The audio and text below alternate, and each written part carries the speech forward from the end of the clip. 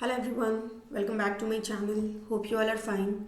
So in our last video हमने discuss किया था अबाउट कि एंजाइम होते क्या हैं, ठीक है, एंड टाइप्स ऑफ एंजाइम की भी बात की थी, simple and conjugate enzyme, as well as हमने उस पर्टिकुलर क्लास में बायोलॉजिकल इंपॉर्टेंस की भी बात की थी कि एंजाइम एक्चुअली करते क्या हैं, ठीक है. Now let us discuss about कि एंजाइम जो हैं रेट ऑफ रिएक्शन को जो जो बढ़ाते हैं वो किस तरीके से करते हैं, एक्चुअली उनका फंक्शनिंग का जो मैकेनिज्म है वो क्या है, ठीक है. तो एंजाइम्स जो हैं वो एक्ट करते हैं किसकी तरह, कैटलिस्ट की तरह. एंजाइम्स जो हैं they act as a catalyst in a cellular reaction. Cell के अंदर जब कोई रिएक्शन होता है तो उस रिएक्शन को स्पीडन अप करने के लिए जो आपके एंजाइम होते हैं वो क्या करते हैं, वर्क करते हैं किसी भी सेलुलर रिएक्शन को के रेट को बढ़ाने के लिए. लेकिन एक्चुअली ये काम करते कैसे हैं, इसको समझने के लिए आपको इस ग्राफ को समझना होगा, और ये ग्राफ है बहुत ही ज़्यादा इम्पॉर्टेंट, ठीक है. देखिए यहाँ पे आप देख रहे हैं कि एक रिएक्टेंट है एक्स, ठीक है, जो कि कन्वर्ट हो रहा है प्रोडक्ट वाई में, ठीक है ना, ओके.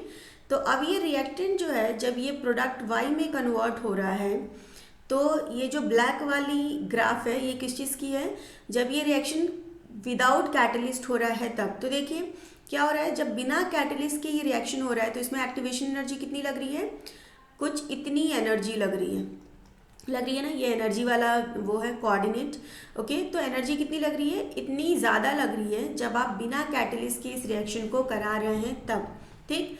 सेम रिएक्शन को जब आप इस रिएक्टेंट एक्स को प्रोडक्ट वाई में कन्वर्ट कर रहे हैं with the help of a catalyst, तो एनर्जी कितनी लग रही है, तो एनर्जी आपकी इतनी ही लग रही है, ठीक है ना, समझ आ रही है बातें.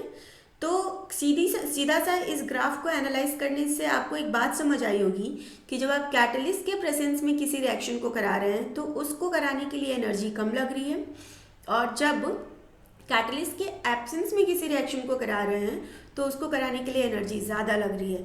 तो आपका कैटलिस्ट करता क्या है कि एनर्जी को कम कर देता है. कौन सी एनर्जी को, एक्टिवेशन एनर्जी को. E is what, E is activation energy. क्या होता है एक्टिवेशन एनर्जी, किसी रिएक्शन को स्टार्ट करने में जो एनर्जी लगती है उसको ही हम क्या बोलते हैं, एक्टिवेशन एनर्जी बोलते हैं, ठीक है. Energy needed to start a reaction is known as what, is known as activation energy.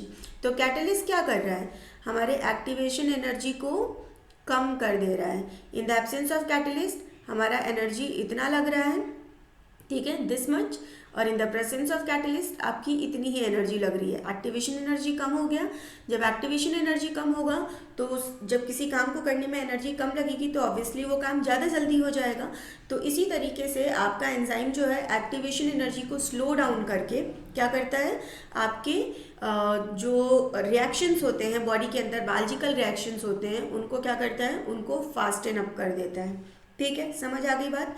अब एक और बात है, जब भी कोई एंजाइम किसी रिएक्शन में पार्टिसिपेट करता है तो ये एंजाइम जो है वो खुद क्या होता है, अनयूज्ड होता है. ऐसा नहीं है कि वो यूटिलाइज हो जाएगा रिएक्शन में, ऐसा नहीं है, ठीक है. सिर्फ वो क्या होगा, वो यूटिलाइज नहीं होगा, सिर्फ वो रिएक्शन को बढ़ाएगा, और उसके बाद रिएक्शन कंप्लीट होने के बाद आपका प्रोडक्ट फॉर्म होने के बाद, ये जो प्रोडक्ट फॉर्म हो गया इसके बाद यहाँ जो एंजाइम लगा है वो एंजाइम आपको एज सच मिल जाएगा. फिर आप उसको दूसरी कैटालिटिक साइकिल में क्या कर सकते हैं, यूज़ कर सकते हैं. तो सीधी सी बात है, एंजाइम क्या करता है, आपके रेट ऑफ रिएक्शन को डिक्रीज करता है बाय डिक्रीजिंग एक्टिवेशन एनर्जी, ठीक है. और एंजाइम रिएक्शन में इस्तेमाल तो किया जाता है लेकिन यूज इन अप नहीं होता है. रिएक्शन को कंप्लीट करने के बाद आपका एंजाइम जो है वो आपको एज सच मिल जाएगा, ठीक है. क्लियर हो गई इतनी बातें. Moving on to the next. देखिए अगर हम बताएं कि एंजाइम काम कैसे करता है तो वो एक्टिवेशन एनर्जी को कम तो करता है, लेकिन आखिर वो एक्टिवेशन एनर्जी को कम कैसे कर पा रहा है ये भी तो बात समझनी जरूरी है. तो आपका जो एंजाइम है वो एक्चुअली करता क्या है कि जब भी लेट्स से ये एक एंजाइम है, ठीक है, इसका ये एक्टिव साइट है, इसके ऊपर क्या हुआ, इसके ऊपर एक सबस्ट्रेट जो है, इस तरीके का एक सबस्ट्रेट मान लीजिए आके बाइंड कर रहा है. तो जब भी कोई सबस्ट्रेट एंजाइम के ऊपर आके बाइंड करता है तो ये एंजाइम क्या करता है, इस सबस्ट्रेट में जो बॉन्ड्स बने हुए हैं उन बॉन्ड्स को कमज़ोर कर देता है, वीक कर देता है इन सबस्ट्रेट के बॉन्ड्स को, जिसकी वजह से क्या होता है, जब किसी सबस्ट्रेट में जो बॉन्ड्स बने हैं वो वीक हैं तो वो ज़्यादा जल्दी तो ब्रेक हो जाएंगे ना, ठीक है। तो एंजाइम यही काम करता है, enzyme catalyse reaction by weakening chemical bond. किसके केमिकल बॉन्ड को? आपके सबस्ट्रेट के केमिकल बॉन्ड को वीकन कर देता है, जिसकी वजह से आपका जो एक्टिवेशन एनर्जी है वो क्या हो जाता है, लोअर हो जाता है, कम हो जाता है। समझ आ रही है बातें, क्या है ये सब कुछ, कि एंजाइम कैसे काम कर रहा है, सबस्ट्रेट के बॉन्ड को वीक कर दे रहा है, जिसकी वजह से उस सबस्ट्रेट को ब्रेक करके डिफरेंट प्रोडक्ट में कन्वर्ट करना क्या हो जा रहा है, हमारे लिए आसान हो जा रहा है, जिसकी वजह से एक्टिवेशन एनर्जी कम लग रही है और वो काम आपका ज़्यादा जल्दी हो जा रहा है। ठीक है, ओके, क्लियर कि एंजाइम किस तरीके से काम करता है।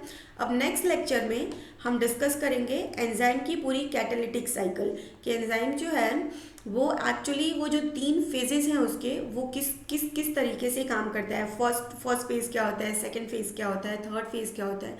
आई होप आपको मेरे लेक्चर समझ आ रहे होंगे। So that's all, moving on to the next, हम पढ़ेंगे नेक्स्ट लेक्चर में about the catalytic cycle of enzyme.